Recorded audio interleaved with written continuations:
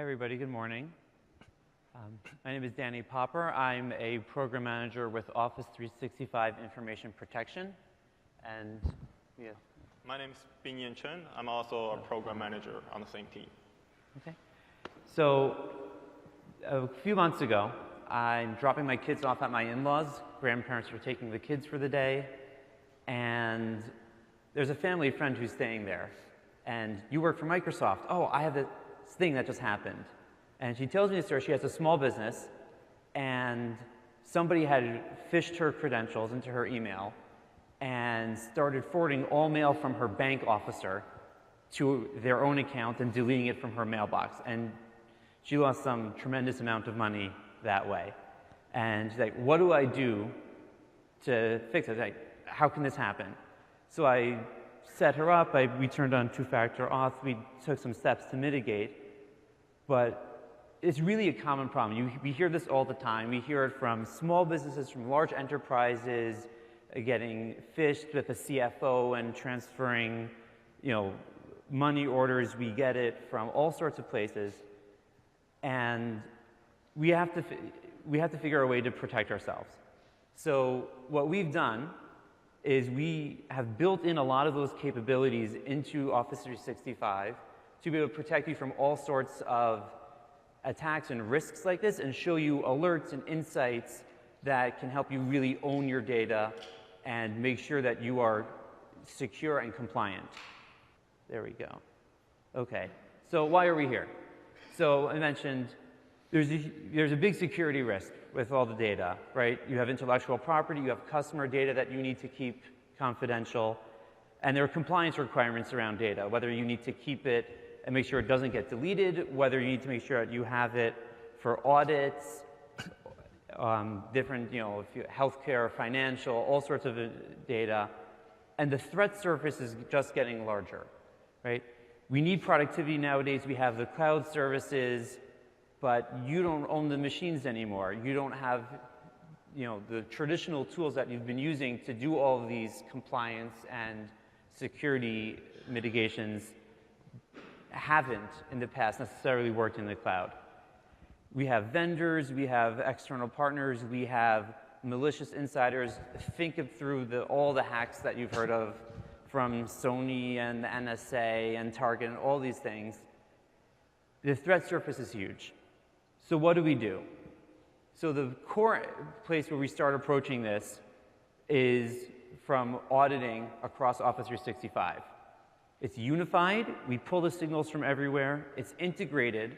Those signals talk to each other to create relationships, and it's intelligent. We pull out the insights that you need so that you aren't getting deluged with all this raw information. And that's what we're going to show you here today. Just to give you a sense of what it is, in the auditing platform today, we have over 4,000 different events that happen that we track, 100,000 searches daily. 1 billion events are collected, and that number is just going up. When I first started writing the slide, it was somewhere in the 800 to 900 million a day. It's increasing really fast. We're on by default for E3 and E5 as of this morning. We're hooked up to a whole bunch of different Office 365 services, and it's a huge scale, and there's so much data. So what do we do with that? We have this platform that collects all the data. We have an API that we use to, we have a whole bunch of third-party partners who consume this data into their own solutions. So if you have a SIM or a CASB solution, they're integrated with these signals as well. I just gave a session earlier this morning, you could look it up, about what Microsoft IT built off of this API and some really cool Power BI integrations to detect business impact, and they've done a lot of great stuff with that. But what we're going to talk about today is the intelligence. We've built this intelligence platform on top of all that raw signal so that we can go from this deluge of information, millions and millions of records in our larger tenants every single day, and we can pull out the signal that you need to be compliant and to be secure. So the first thing that I'm going to do is switch over and show you what can go wrong. So here we go. So right now, what I mentioned before is inbox rules. Even though my friend who was hit was not in Office, but you can still do mail forwarding in Office 365, obviously. So I come in here, I'm going to set up an inbox rule. I'm going to say if the message was, any message, if it's, money order. Okay, going to set it up. And then I am going to forward it to my own email account. So forward the message to, over here, dpopper at Microsoft. So I actually am capturing all money order emails from this test account. The next thing that we see is, we call elevation of privilege. These are all the permission roles that you have in Exchange, but I'm going to come in, I want to get access to somebody's mailbox. I don't want to just get mail forwarded to me. I want to be able to read every email that comes through into that mailbox. So I can go into one of these super groups that actually have access to mail, and I can go ahead and add myself. This is what an attacker typically does. Once they get access in the phished account, they come in and give themselves persistent access.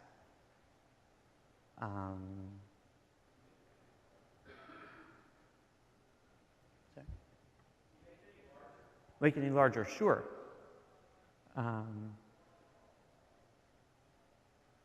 How's that? Okay. There we go.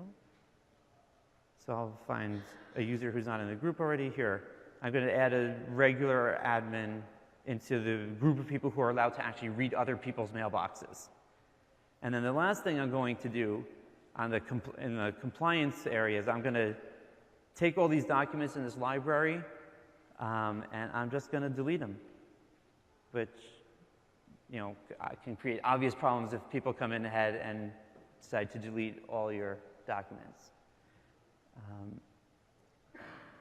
Okay, so that's part one. We're going to give it 2 minutes, and it's going to come through, but we're going to show you what it looks like. Okay. So, coming back here. So, how do we go ahead and how does the system work? So what we do is we're collecting these signals from all the different workloads. So this is what we're talking about in the platform first. So you can see what happens. Data comes in to us from across the Office 365 services. Right now we have SharePoint, OneDrive for Business, Azure AD, which is how Office controls logins and directory, Security and Compliance Center, Power BI, Exchange Online, and we'll talk about more in the roadmap towards the end. And then what we do is we send this data up to our Azure microservice. There are actually 2 different channels. The reason why we send the data up twice is that for something like auditing, 99% is useless. You need to make sure you capture every single event. So what we do is we have this fast channel to get you the data immediately, and we have a slow channel that's basically our data correction. And at the end of every day, we compare the 2 different channels and make sure that every single record actually made it through. But then here's really the secret sauce. The data comes through that's batched up from each workload, and then what we do is we put it into this shredder, and the shredder morphs the data from per workload into per tenant. So each organization has its own set of resources that are encrypted separately for each tenant. And then from there, we queue them up and we send them out to the Office 365 substrate. Has anybody here actually heard the buzzword of substrate before? No, okay. Basically, what in Office, in general, what we're moving towards is creating a rich identity layer, and that cuts across for all workloads so that all the different services inside of Office have access to this common repository per user to create all sorts of insight. So we actually are hooking into that as well. So we go into the substrate, and then on top of that substrate is where Security and Compliance Center You can do audit log search. We have reports, dashboards. We have PowerShell interface. And then that's where you actually end up seeing the data inside of our console. And that's how the audit platform works. What data do we have? I mentioned briefly the services, but in Exchange, we have admin and end-user mailbox activity. In SharePoint and OneDrive, file activity, sharing activity, admin activity for security and compliance, logins, directory activity, and admin stuff in Power BI. So we have a really rich set of data that's inside of the platform already, and we're just adding more as we go. There'll be even more services coming into this as well. So briefly, let's talk about the Management Activity API. So this is the portion that feeds off of the platform and gives you access to take the data out and do whatever you want with it. So the difference here is that we have the same audit platform, but at the bottom you see that every tenant chooses to turn on the Activity API if you want to. It pulls out from your per-tenant resources inside of Azure, and then it can get consumed. We have code up on GitHub for you to do it yourself if you just want to play around with the data. Microsoft has a couple of products that sit on top of this API, OMS and Cloud App Security. And we have a slew of partners. Basically, any SIM or CASB product that you have is integrated in here as well. 2 terabytes of data downloading every month, 300 plus partners are already, 300 plus apps are already downloading data. Here are some of the bigger ones that you can recognize. See if your SIM is up here. If not, you can ask me afterwards. The guys in bold are here at Ignite, and a lot of them are here in the room. So let's get some hand waves if you're one of these. You guys, come on. I know you guys. Okay. So look around you, but there are plenty of partners here. Take a look, check out their booths. And also MSIT, you missed the session already, but Microsoft IT did a really cool integration that we showed off in a session earlier. And you can go check that video out as well. So then we have all this data, really rich, really big. How do you get anything useful out of it, right? You know, if we think about the Target hack, they had all the alerts in place, but they were getting hundreds of thousands of alerts a day, and you can't notice what you actually need to do something about. So let's take a minute here and talk about how we do our alerts and how we focus it down better. So these are our built-in alerts. You don't need to go in and configure them and set them up or figure out how to do them. Compromised mailboxes, obviously a big area. Elevation of privilege or gaining admin access. So somebody grants themselves elevated access to a restricted role group, or if you somebody adds a new role into an existing role group, we'll be able to alert you for things like that. And then on the other side, we also have built-in alerts for anomalous usage, for things like if you're sharing files externally and it's a weird pattern that comes up, we'll send the alert. We'll detect for file deletions, file downloads, if somebody, it could be a person, it could be an org, if someone's about to leave the company and taking data with them. In one of the sessions earlier this week, I heard somebody say 60% of people who leave a company take some form of data with them. So we'll detect those types of anomalies for you as well. So with that, let's flip back over and see the demo. And come back here onto 8. So here we are. This is Security and Compliance Center. You can see there have been a bunch of sessions about the dashboard and all the different types of insights that we surface. But if I come down here into alerts, then you'll see all the ones that we have here. There are some that are all the different system alerts that I just mentioned.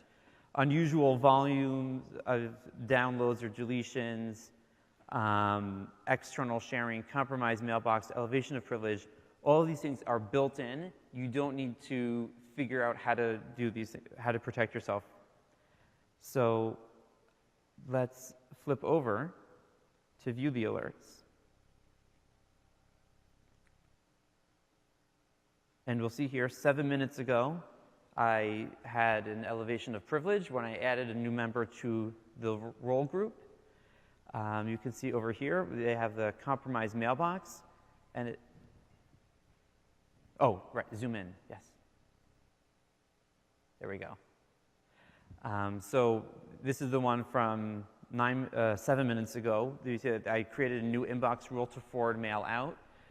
There are all sorts of other mailbox compromises that we're adding in here for delegate access,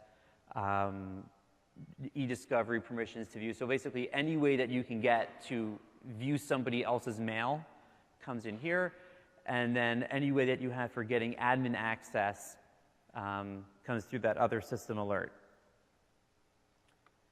And then if you come, and then if we look, let's refresh one more time and see if we had enough time. Okay, so we'll see here that this is an unusual volume of file deletion. You can see here that I deleted, that folder had 57 files. The baseline in this demo tenant was 0. But with the multiple of the event, we say this is something that's a really big spike. Hey, you need to come in and take a look. And we talk about remediation actions and investigations that come out of this. And then we have a bunch of different remediations. You can go ahead, you can restore documents, you can block users, and make sure that you are in control of your data in that way. And with that, that's the platform. That's the platform, the API, and the alert pieces. And Binyan's going to take it from there and do an actual investigation and show you, once these alerts come in, how do I go ahead and investigate what tools and pivots do you have in order to get the right insight out of that. So let's come back to the slides. And advance. There you go. Yeah.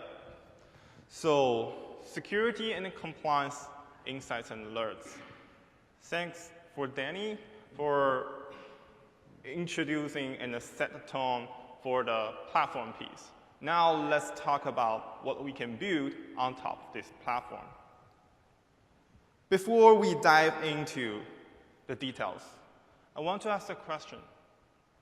Why people want to care about the security and compliance insights and alerts?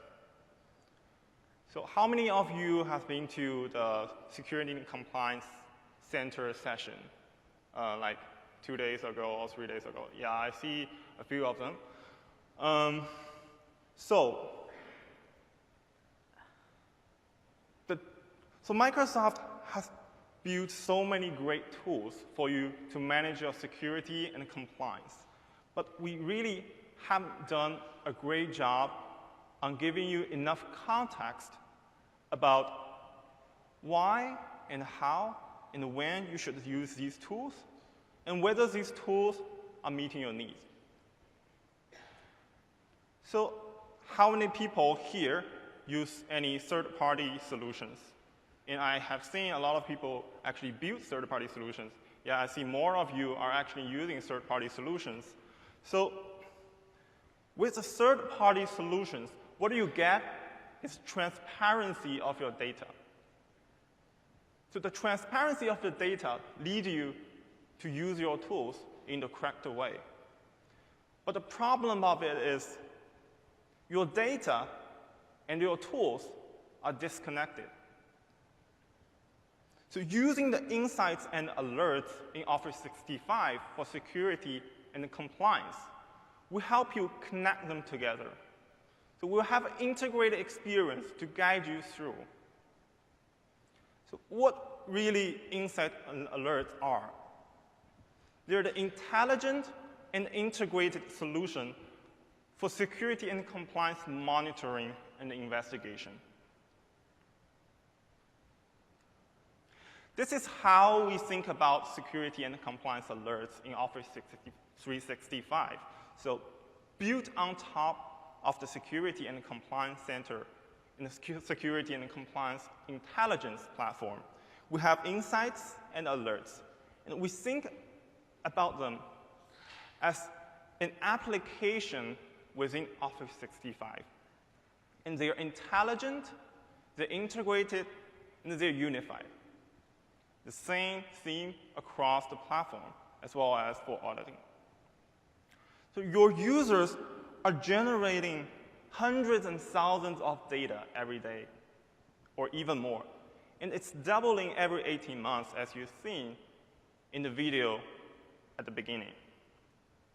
So from that large amount of data, how are you going to identify the critical signals? Things like a user that is leaving your company just download 10 gigs of confidential information. Like Danny said, 60% of the compromise happens that way, right? How are you going to identify that? We use our intelligence to help with that. And we have all your data. Your data is stored in Office 365. So we know you better than anyone else. We can do things like recommending a data loss prevention policy that is tailored for you because we have identified credit card number in your company.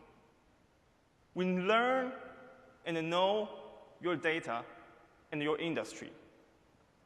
And don't be scared because only you will be able to see these insights. And the experience is inline, integrated, so you can get your insights and your action within just one click. And finally, we have this unified platform. We have data from the auditing platform, from all sorts of different sources. We have SharePoint data, we have Exchange data, we have OneDrive, and more workload that are onboarding into this platform. So we are able to bring insights and alerts without any silo.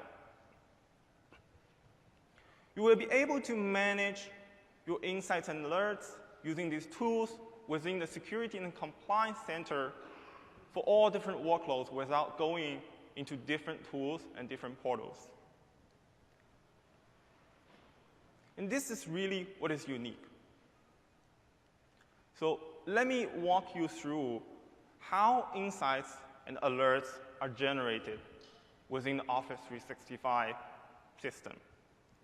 So the first point I want to call out is we're not only using the auditing data. We have file classification, mail flow, threat intelligence. We integrate all these data into the same platform. And using the near real-time pipeline, we put data into the Security and Compliance Intelligence, which also known and are referred to as the Security Intelligence Graph. So in that platform, we do the aggregation for the insights and the policy evaluation to create the alerts. And the Security and Compliance Center is really the UX layer. We use our modern UX to display these insights and alerts so you are able to manage and view them. Now let's take a look at what insights will be available in Security and Compliance Center. So there are 3 different types: dashboard widgets, reports, and pivoted insights. So I want to use a couple examples to walk you through so you can have a better understanding about what we are building. The first thing here, as you can see, is the data governance. So we hear from our customers that when they do import and the retention, they have a problem of knowing their data.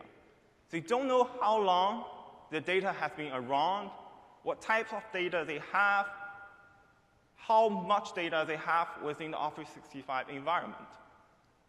That's why we built these know your data, like data by type and data by age, widgets to help with that, to help you understand your data and do better data governance. And remember, this is the thing that only we can do because we store the data. And the other thing is the security investigation, which is also a really good example. So how many of you has gone to the ATP or threat intelligence session? Oh, even more. Great. So we have some similar concept here. Within a security incident, for example, if your company gets compromised through a malware attack from email, what do you want to investigate? You want to investigate and look into the entities. You want to look into the users that are infected, compromised, and you want to look at the email that this user gets, where the malware comes in. And you want to look at the files that this user has access to, so you make sure there's nothing confidential or sensitive in there. That's why we built the pivoted insights. So we have this user summary, document summary, and email summary page to help you understand more about the details, the recent activities on these users and entities. So the last thing I want to showcase here is the reports. And the fact that we created a new way for you to view these reports. You can ping reports or insights as widget onto the home page. This brings you a personalized experience. So for example, if you are a security admin, you probably just want to look at the malware trends or the global threat catch rate, these type of widgets. While if you are a compliance admin, you want to look at the data governance. You want to look at what data you have.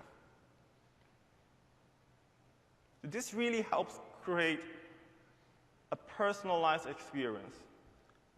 So now, let me walk you through one single example of the insights and show you how insights are generated from the security and compliance platform. For file activity, we get the file activity audit log and put it into the NRT pipeline and put these data into the data store. Within the platform, we do the aggregation so we can generate the trending data and store it in the platform. And finally, the security and the compliance center as the UX platform get this data through the REST API and show this data on the dashboard as widgets. So now let's take a closer look at what alerts are available in the security and the compliance center. We have some basic alerts, like what Danny demoed just now. We have elevation of privilege, compromised mailbox. These are really the built-in system default alerts that you get out of the box. And we have the intelligent alert examples like what Danny also showed as an unusual volume of file deletion, file sharing externally, and the file download. So also, you can create your own alerts. So what I really want to showcase here is the way that you create your own specific alert at your own interest. Looking at the screen on the right, this is a screenshot of the policy creation experience. I don't know whether you can see it clearly, so I can talk through it. So what you're really doing to create the alerting criteria is you set up the condition, and then you set up a threshold. It's that easy. So you specify the condition by picking the activity you want to be alerted on, and choose specific conditions, like when the user who performed action is your CEO, for example, or the file that is touched in the activity contains credit card number as sensitive information. And then what you do is set up the threshold. You have 3 different options. The first option is when anything that matches the rule comes up, you get an alert. This is the simplest one. Or you can choose to set up a threshold. So when the matched activity reaches a certain threshold within a specific time range you set up, you get an alert. And the most intelligent thing here we have created is the unusual volume. So you can choose to be alerted when unusual volume of matched activities occurs. But we help track what is usual. We do the baseline analysis in the back end, so we know what is usual. And when things go wrong, when the amount of activity exceeds a certain number, we file an alert. So this is really the new intelligence we have brought into this platform. Yeah, and one of the things I also want to call is we're also trying to rationalize the legacy alerting experience in the security and the compliance space. So you will be able to get one single experience for managing alerts in the security and the compliance center. So let me walk you through one specific alerting scenario to understand how these alerts are generated from the platform. I'm taking the unusual volume of external sharing as an example here.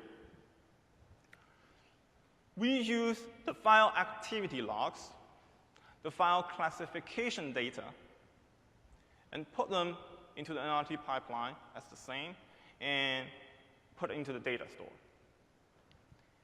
Within the security and compliance intelligence platform, we do rule evaluations. We join the data based on document ID. We do the baseline analysis and comparison so we can determine whether the activity, the amount of the activity is usual or unusual. And finally, based on that, we give you a severity score to determine whether the alert should be triggered and how severe it is. And once the alert is generated, it's stored in the alert database.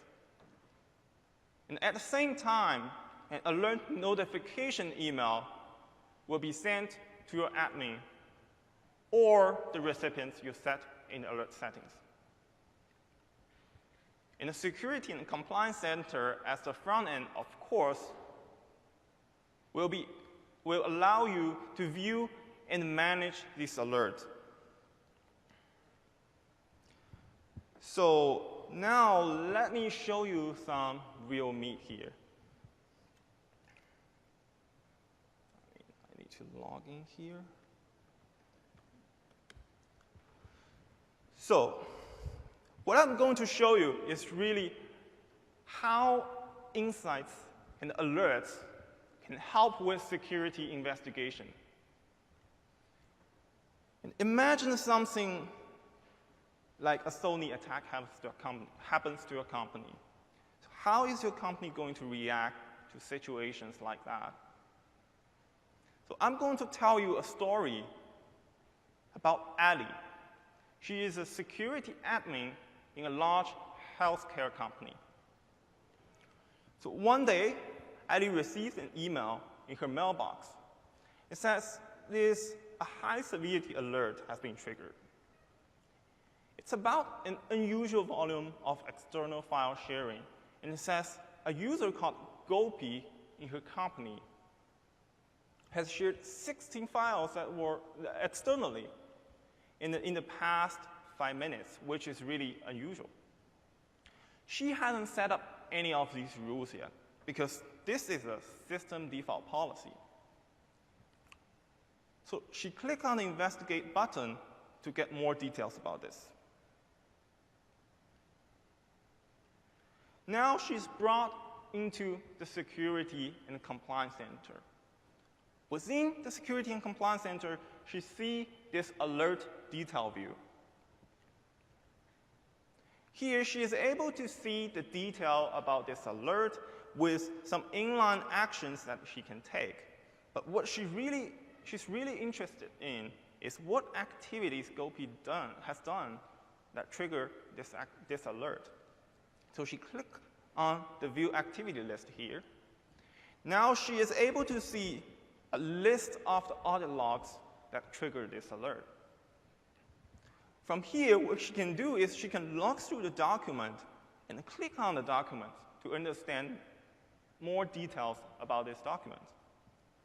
She discovered that among these documents, most of these documents contain sensitive information.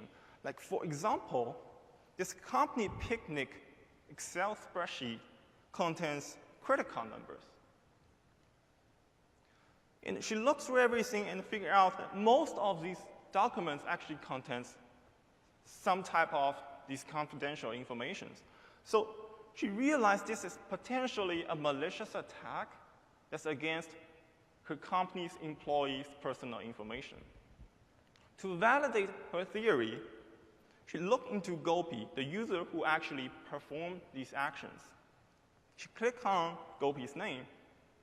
Now she is able to see the user summary page with information like recent logins, permissions he has, the policies that has been applied to this account, as well as some file activity trends.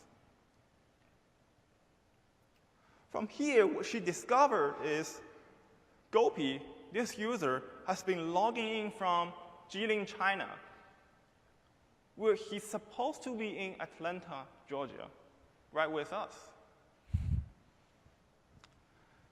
So she realized that Gopi's account is probably compromised.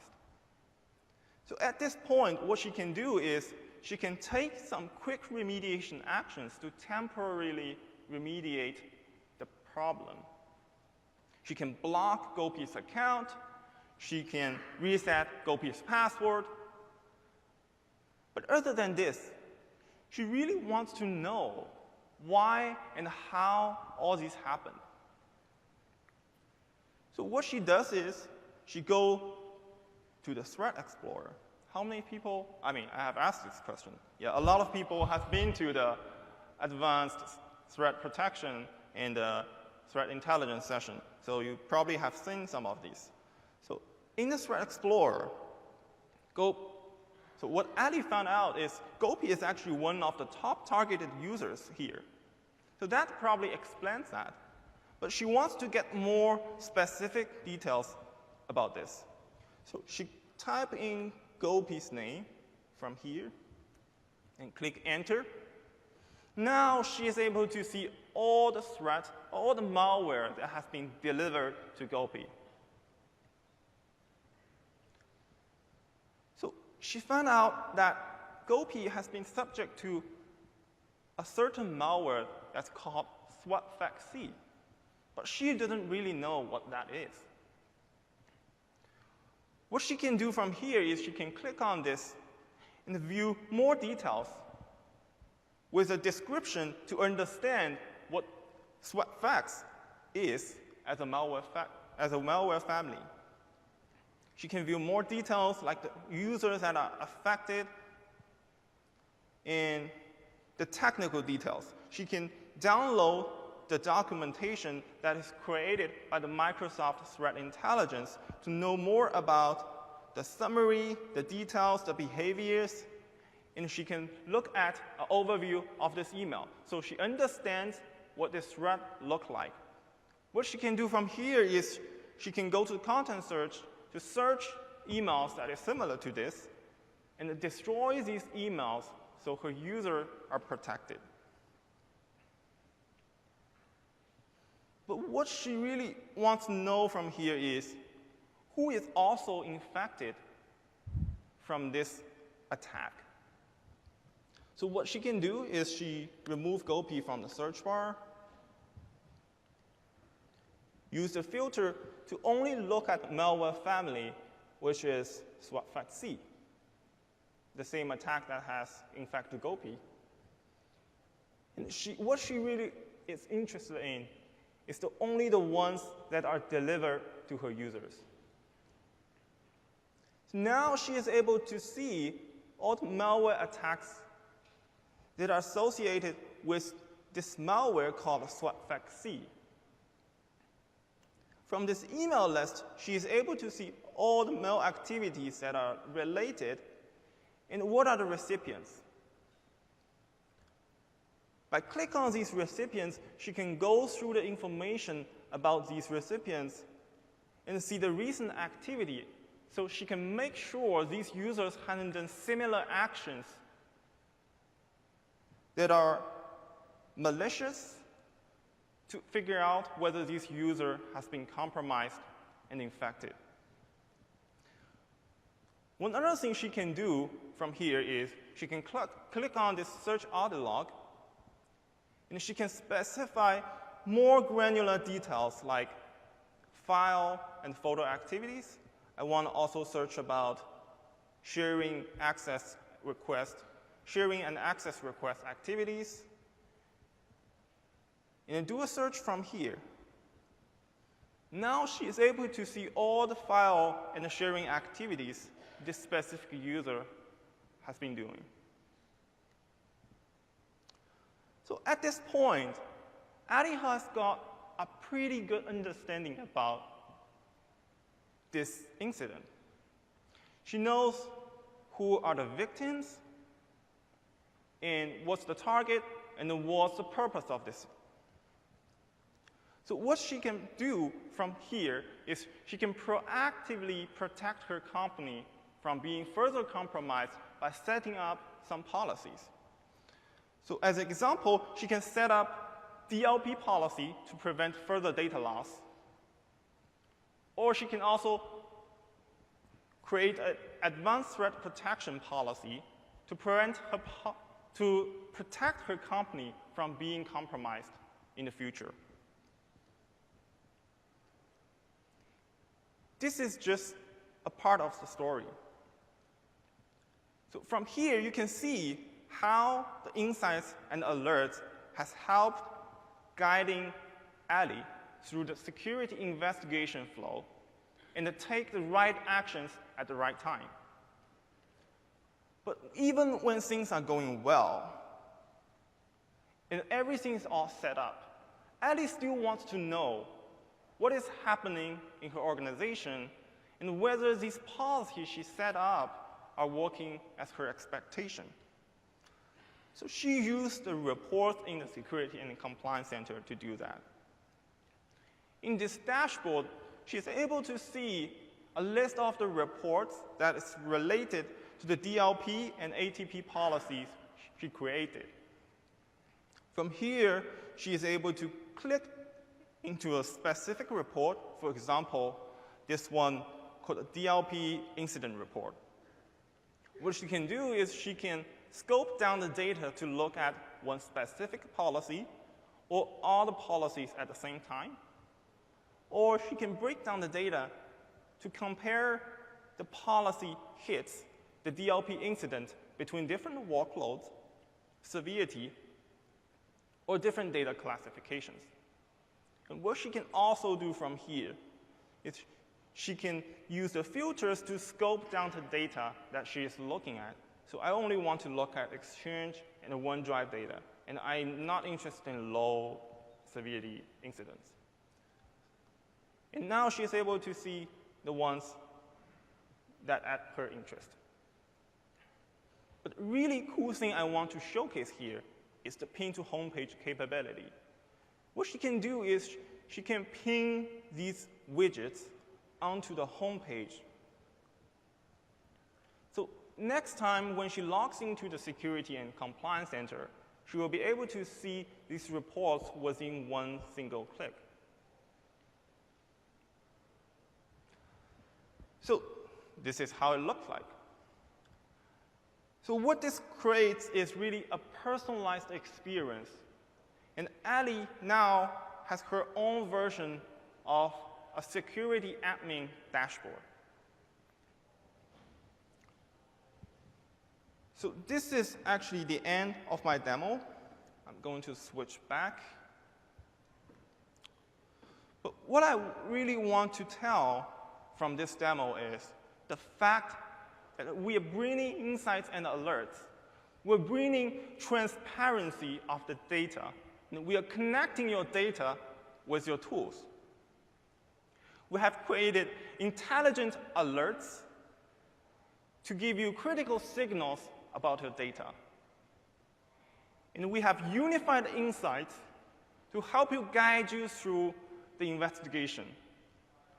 And then, because everything is so integrated, you get tools, the actions, and policies in line within the same experience. So you can use them at the right time.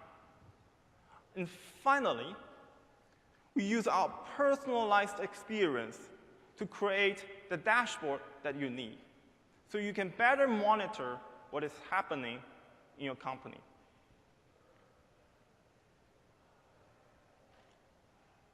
So let's talk about the roadmap.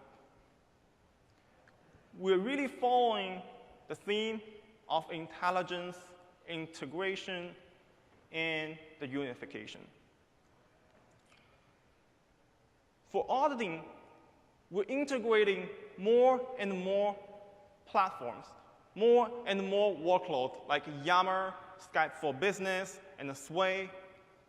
And for alerts, we're building more and more system default scenarios. And we're using more intelligent detections and algorithms to help you identify critical signals.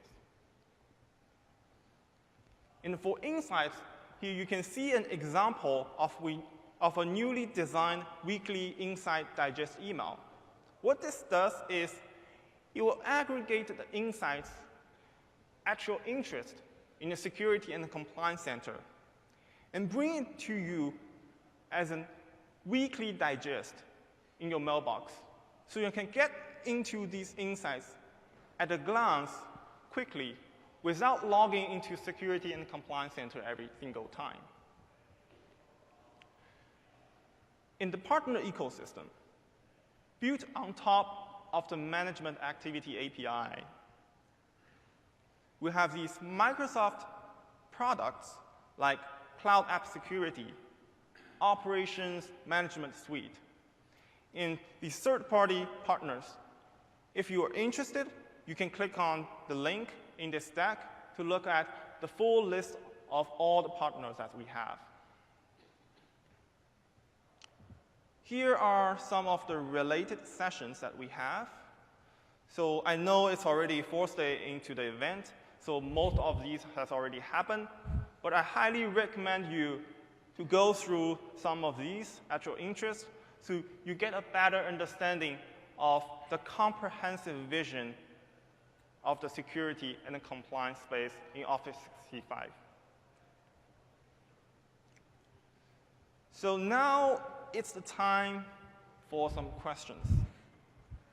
And we have some give outs here. So the first couple of people who ask the question will get these. Okay, so the guy over here.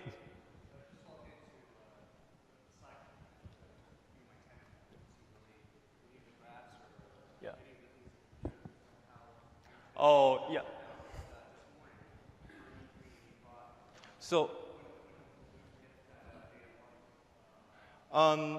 So the question is, this guy actually logged into the Security and Compliance Center, and then she's asking when these things will be available.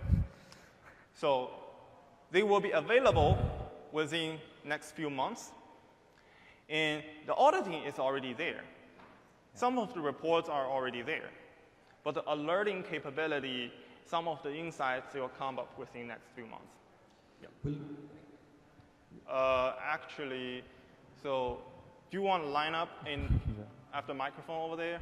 So yeah, please. So from the data loss prevention, will you have a trigger where we mark some of the classified data and have them looked up in the security and compliance portal?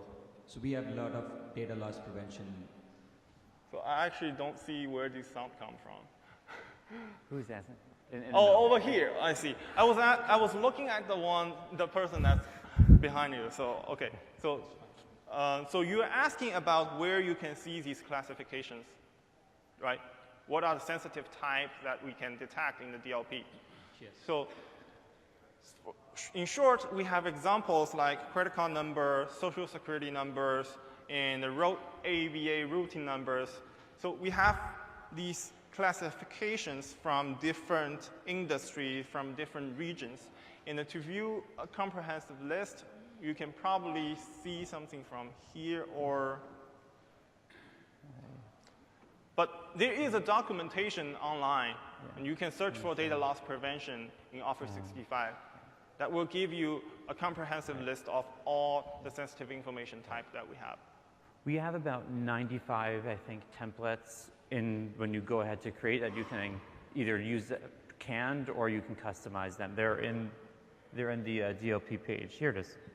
So yeah. It's things like that. So. So the customization, you said that it can be customized anything we think that policy compliant to the corporate, or you have only the set of classification? So for DLP specific things, we recommend you to talk to look at the DLP specific. There was a session yesterday that went through a very deep dive of how you create custom DLP classifications. It's a pretty powerful session of a lot of detailed examples and actually walking through creating custom ones. Yes. And we do have a lot of customization capabilities in DLP policies, but I'm afraid in this specific session, A lot of people are afraid, not just you.